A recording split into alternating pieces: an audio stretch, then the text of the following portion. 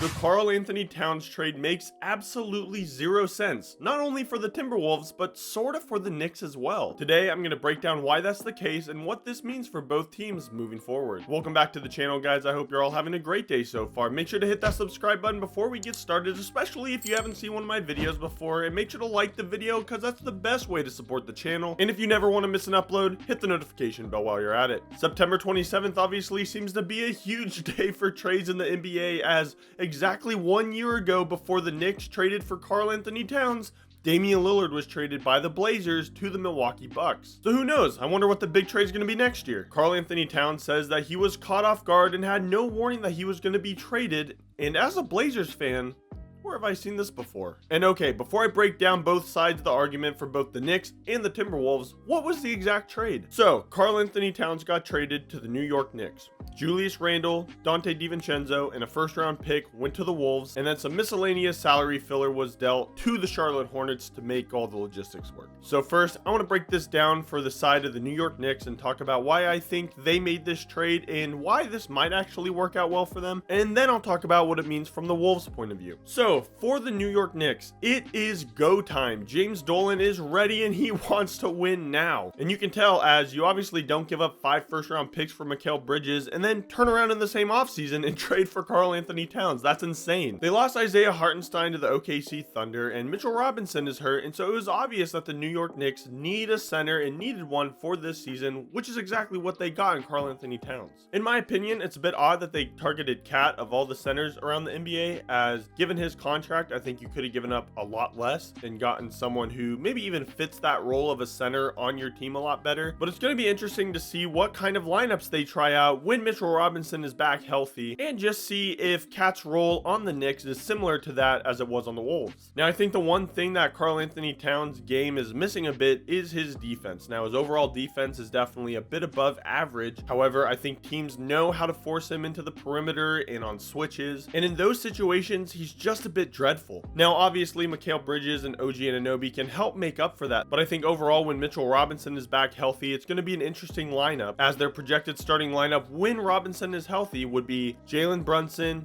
OG Anunoby, Mikal Bridges, Karl-Anthony Towns, and Mitchell Robinson. And that is a huge lineup. I mentioned Karl-Anthony Towns' contract before, but he is signed through the 2027 season, getting paid on average over $50 million each year. And now after his contract's up, I just don't think the Knicks are going to be able to keep him, as you have guys like Mikal Bridges, OG Anunoby, Jalen Brunson, and a payday's waiting for Josh Hart. And so I just don't know how they'd be able to afford all that. But again, James Dolan is ready to win, and so I think he's betting that the Knicks can at least make it to the finals in the next couple of seasons. I think right now is definitely the Knicks window, and they're really just going all for it. The only real criticism I have for the Knicks on this trade is targeting a guy who's as expensive and cost as much as Karl-Anthony Towns did, as you had to give up one of your best bench pieces in DiVincenzo, and you had to give up an all-NBA and all-star player in Julius Randle. But again, if that's the path you're going and you want to win in the next couple of years, then I guess I can see it. Overall, I'd give the Knicks an A- grade on this trade. It makes sense. It definitely made them better in the short term, but gives them a shorter-ish window to win. They also capitalized on Karl-Anthony Towns' value likely being a bit low due to his contract, and if Randle wasn't going to work out with the team and was kind of the odd man out, then it makes sense from that point of view. And now on to the Timberwolves. Where do I even start? So, flashback 2 years, the Minnesota Timberwolves go quote-unquote all in on Rudy Gobert, and for that first season, the 2022-2023 season, it seemed like that was one of the historically worst trades that has ever happened in the NBA, as Rudy Gobert looked abysmal on the Timberwolves. It took him just over a full season to really get the pairing between Karl-Anthony Towns and Rudy Gobert finally figured out, and while it wasn't perfect and had its flaws at times, they found a way to make it work and made it all the way to the Western Conference Finals. And of all the players on the Timberwolves, Karl-Anthony Towns was, in my opinion, the second least likely player to be traded. Obviously, you're not going to go trade Anthony Edwards. He's the star of the future. He's your player that you're building around. But aside from Anthony Edwards, Karl-Anthony Towns was the guy that if I had to put money on someone not being traded,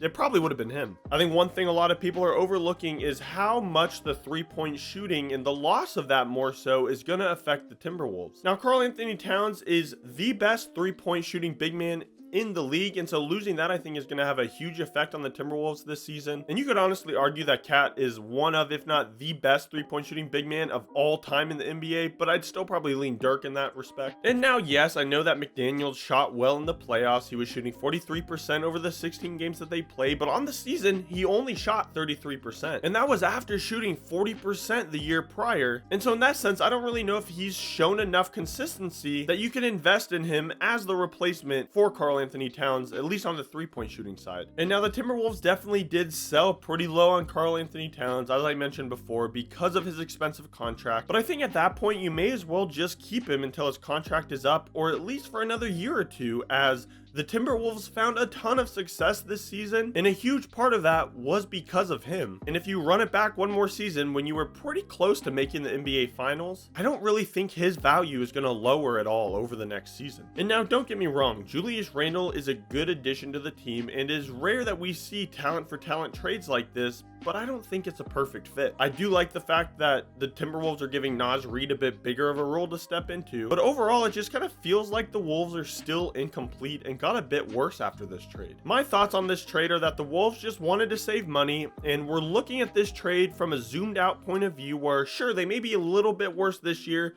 but hopefully in the next 3 to 5 years they can try and win. But in my opinion, they should have just kept going for it, as when you make it to the Western Conference Finals, you obviously have something there, and make a few small tweaks, but you should keep that core together of Rudy Gobert, Karl-Anthony Towns, and Anthony Edwards, and just see what happens next year. I think the biggest pros of this trade are the overall flexibility, as they have a lot more flexibility with their financial situation, and being able to get another all-star, all-NBA caliber forward for quite a bit cheaper than Karl-Anthony Towns is a huge win. And of course, DiVincenzo gives them a lot of depth, especially off the bench with Naz Reid. However, if you watched a lot of Knicks basketball this last season, Donte DiVincenzo played his best basketball while he was in the starting lineup, and so I wonder how well he'll do in Minnesota coming off the bench. And I know given the title and the thumbnail and stuff, you might think I'm going to give them like an F grade for this, but overall I'd probably give them a B- on this trade. I think it would have been smarter for them just to run it back, since they found so much success this last season, and I think they really would have been able to capitalize on that even more this upcoming year. But it'll be interesting to see how the season plays out for them regardless. Who knows, maybe the Julius Randle and Anthony Edwards pairing is a lot better and helps them space the floor a bit more than with Karl-Anthony Towns. I think that the Timberwolves are still going to be a great regular season team and are going to win a lot of games this year,